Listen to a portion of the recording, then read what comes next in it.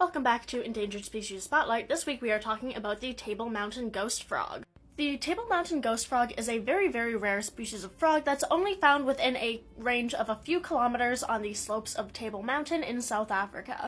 It has such a small range because it's only adapted to live in a few very specific environments that are only really found on that mountain. The tadpoles only develop in a few specific streams on Table Mountain, and they have to be small but strong with a fast current. That is the only places these tadpoles are adapted to develop, and thus the only places where they can actually develop into the adult frog, so it very much limits their range. Since they're limited to such a small specific area, the main threat to them is habitat loss, mainly of those streams, because without those streams, the tadpoles can no longer develop into adult frogs. This is largely due to things such as the forestry industry, specifically some pine tree plantations that are redirecting or just fully drying up lots of these streams. Another issue is the streams drying up due to just increasing temperatures and decreasing rainfall, as well as the frequency of forest fires increasing, which thus further reduces the frog's habitat and also poses a threat to adult frogs as well.